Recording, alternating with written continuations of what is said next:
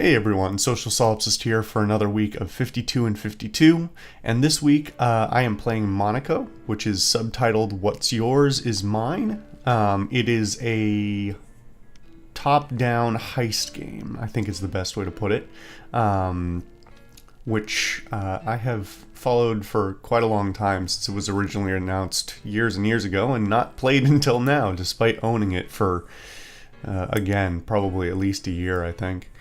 I was playing this with my two friends who I've mentioned before, Spencer and Red October, both of whose channels will be in the description. Like I said, this is a heist game, and it's pretty clever in the way they've done it.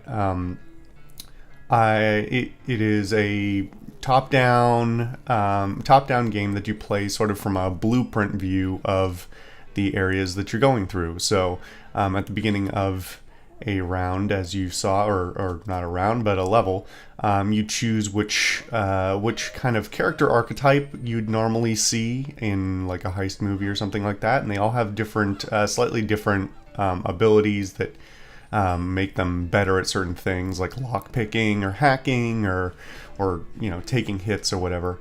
And then you go through the level and kind of try and work your way through. The levels are pretty quick to go through. I don't think it's necessarily because they're easy. I mean, granted, we only got maybe 2 hours worth of playtime in at the very beginning of the game, so maybe it gets harder with time.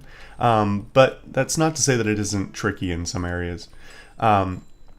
As far as controls go, it's pretty clever the way they've worked things out, because it's all done basically through almost just the if you're playing with the controller, that is, just the joystick and like one button, I believe. This footage was taken a few weeks ago, so I don't have a totally clear vision of the game in my mind, but all the controls as far as moving around and interacting with items are all done with the joystick. You just kind of walk around, and when you want to interact with an item that you see, you point in the direction of that item, and a little timer fills up that shows the amount of time it'll take to interact with that item. And it's quite clever and very simple, and works really quite well, and I'm pretty impressed by it.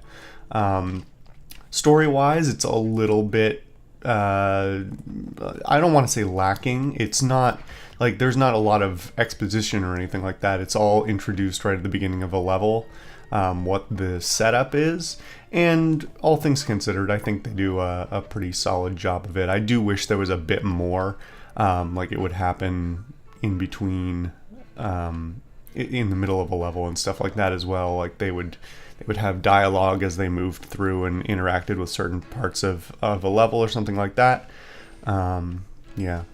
There's also, I'm kind of jumping around here, but there's items that you can pick up, either weapons or healing items or a few other things that you can use to also help you get through a level.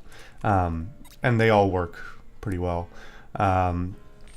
Let's see. As far as graphically, I actually recall seeing footage of this game like when it was first announced, and I could be misremembering it, but I remember liking the art style a lot better back then, and it was a much simpler art style, more reminiscent of what you actually see as the like the title of the game, where it's just basically silhouettes.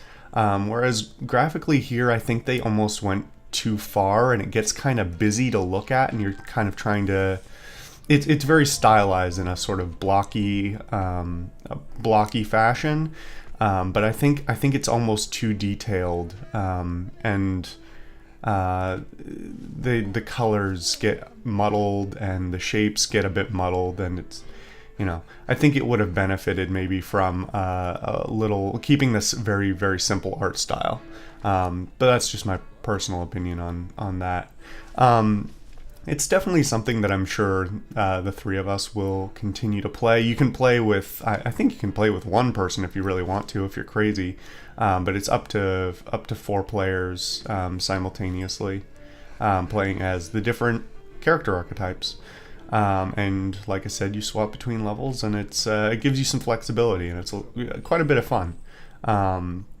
Probably not something I'll be, playing every weekend, but definitely something I'll keep in mind. So that was Monaco, and I have been the Social Solipsist. Thank you for watching, and I will see you guys next time.